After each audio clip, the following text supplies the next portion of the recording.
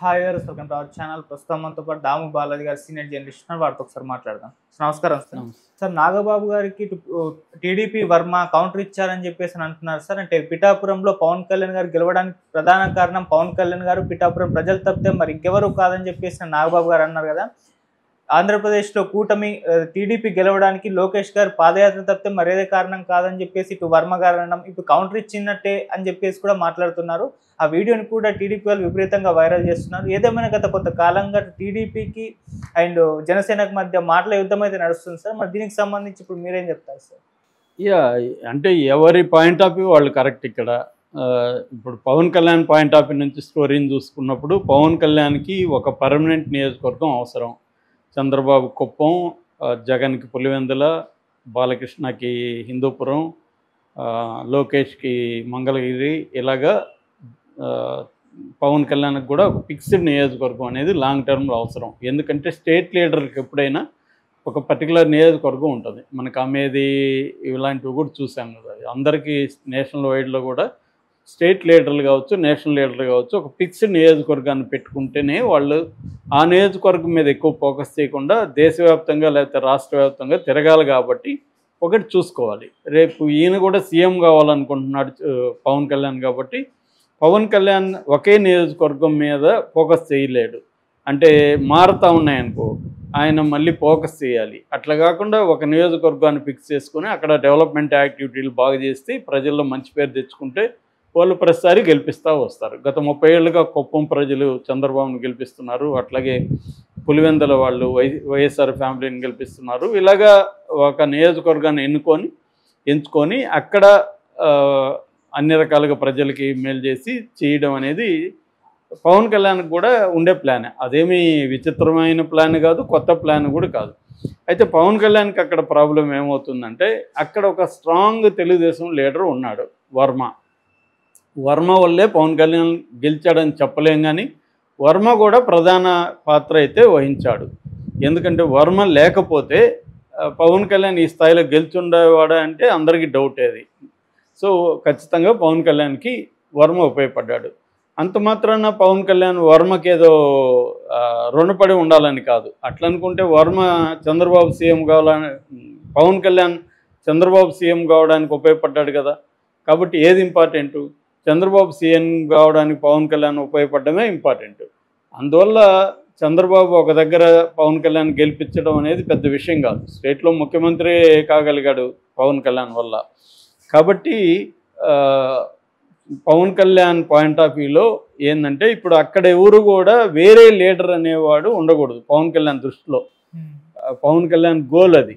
ఆ గోల్లో భాగంగా అక్కడ వర్మ కానీ ఇంకొకరు కానీ లీడర్గా ఎదగకూడదు. తనే ఉండాలి, బలంగా తన వాళ్ళే ఉండాలి.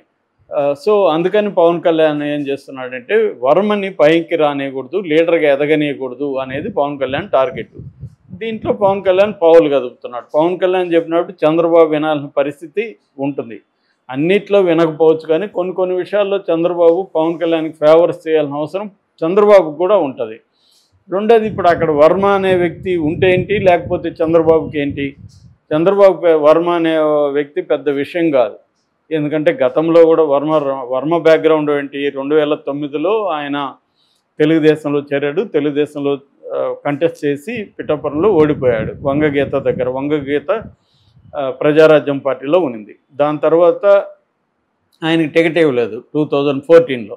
ఇవ్వకపోతే ఆయన రెబల్గా పోటీ చేసి గెలిచాడు. అప్పుడు సమీప ప్రత్యర్థి ఆయన పెన్నెం దొరబాబు మీద గెలిచాడు.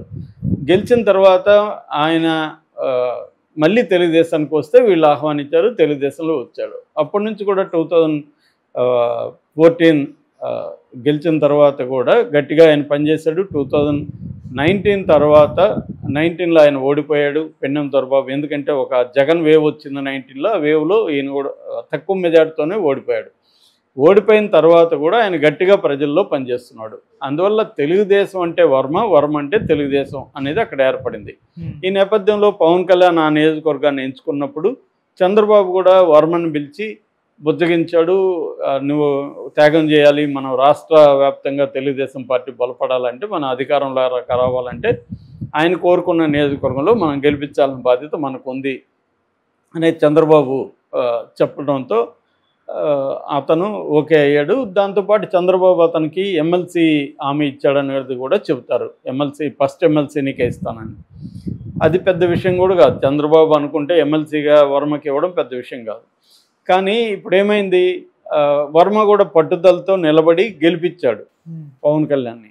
అందులో ఇదేం లేదు, సెకండ్ ఒపీనియన్ ఏం లేదు.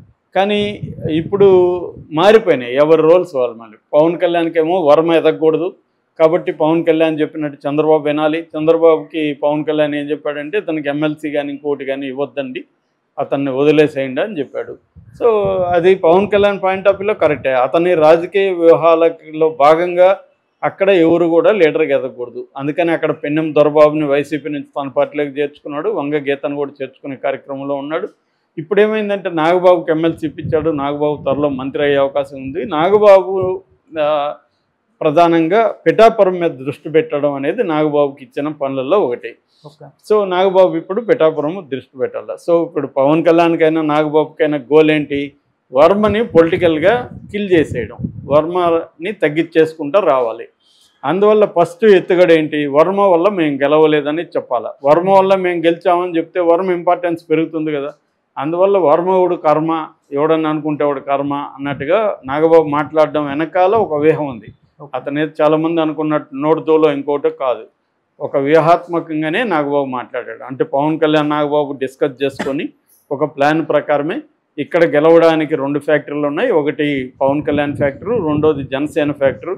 ఇంకెవరైనా దోహదం చేసినారు అని నమ్మితే వాళ్ళ కర్మ అని, అంటే దోహదం కూడా చేయలేదు గెలుపుకి ఈ 2 ఫ్యాక్టరీల కారణం అనేది క్లియర్గా చెప్పడం వెనక వర్మని తక్కువ చేయడం అన్న ఒక స్ట్రాటజీ నాగబాబు దీంట్లో కనపడుతుంది.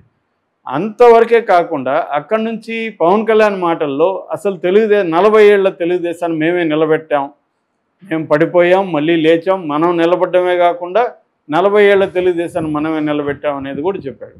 అది కరెక్టే కావచ్చు. వాళ్ళు తెలుగుదేశం చెప్పినట్టు కాటాలో తూకం కోసం కొన్ని రాళ్ళు ఎక్స్ట్రా అవసరం అవుతుంది. అలాంటి వాడే పవన్ కళ్యాణ్, కానీ అతనే మొత్తం కాదు కదా అనేది వాళ్ళ థియరీ. మేబీ నేను కొంచెమే కానీ నేను లేకపోతే మీరు గెలవలేరు కదా అనేది ఇతని థియరీ. 2 కరెక్టే. కాకపోతే ఇక్కడ ఏంటంటే దేనికి ఎంత ఇంపార్టెన్స్ ఇవ్వాలనేది. సో ఏదేమైనా మైనర్ భాగస్వామి పవన్ కళ్యాణ్, అంతేగాని నేను ఈక్వల్ పార్ట్నర్ లాగా బిహేవ్ చేస్తానంటే కుదరదు. వీళ్ళు సింబాలిక్గా ఒప్పుకుంటారు కానీ రియల్ పవర్కి వచ్చేసరికి అది ఒప్పుకోరు. అందుకనే పవన్ కళ్యాణ్ చేతిలో రియల్ పవర్ లేదు. రియల్ పవర్ లోకేష్ చేతిలోనే ఉంది. లోకేషే రియల్ సీఎం లాగా బిహేవ్ చేస్తున్నాడు. ఈ క్రమంలో ఇప్పుడు వర్మ పరిస్థితి ఏంటి, వర్మ ఒక రకంగా బలైపోయాడు. ఒక రాజకీయ వ్యూహాలకి వర్మ బలైపోయాడు. సో వర్మకి ఇప్పుడు పొలిటికల్ కెరీర్ అనేది మటాష్ అయిపోయే క్రమంలో ఉంది. సో దీంతో మొన్న నాగబాబు వెళ్ళినప్పుడు కూడా తెలుగుదేశం వాళ్ళు జై వర్మ అని మాట్లాడడం, దానికి కేసులు కూడా పెట్టించడం.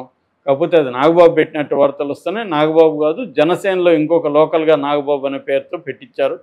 సో దానివల్ల నాగబాబు పెట్టాడని బయటకు వచ్చింది. ఏదేమైనా తెలుగుదేశం వాళ్ళ మీదనే కేసులు పెట్టించారు. తెలుగుదేశం వాళ్ళని పైకి రానియకుండా, ఎక్కడా కూడా ఫోకస్ కానియకుండా చూసుకోవడం, వర్మని ఫోకస్ కాకుండా చూసుకోవడం అనేది నాగబాబు అండ్ జనసేన అక్కడ చేస్తున్నాయి. దీంతో వర్మ రీసెంట్గా ఒక పోస్ట్ పెట్టాడు. అదేంటంటే పిఠాపురంలో జనసేన గెలవడానికి ప్రధాన కారణం లోకేష్ యువగలం పాదయాత్ర, రాష్ట్ర వ్యాప్తంగా గెలవడానికి కూడా తెలుగుదేశం యువగలం పాదయాత్ర లోకేష్కే బాధ్యత అప్పగించాలి అనే విధంగా మాట్లాడాడు. అంటే మొదటి నుంచి కూడా జనసేనను తగ్గించాలని, పవన్ కళ్యాణ్ తగ్గించాలని తెలుగుదేశంలో కూడా రాష్ట్ర వ్యాప్తంగా కూడా అభిప్రాయాలు ఉన్నాయి. అందుకని లోకేష్కి కూడా డిప్యూటీ సీఎం ఇవ్వాలనే డిమాండ్ కూడా బలంగా వచ్చింది. కానీ అలా చేసే పరిస్థితి చంద్రబాబుకి లేదు. ఎందుకంటే లోకేష్కి కూడా ఇస్తే పవన్ కళ్యాణ్ది తగ్గిపోతుంది. పవన్ కళ్యాణ్ దానికి ఒప్పుకోడు. పవన్ కళ్యాణ్ వెనక మోడీ ఉన్నాడు.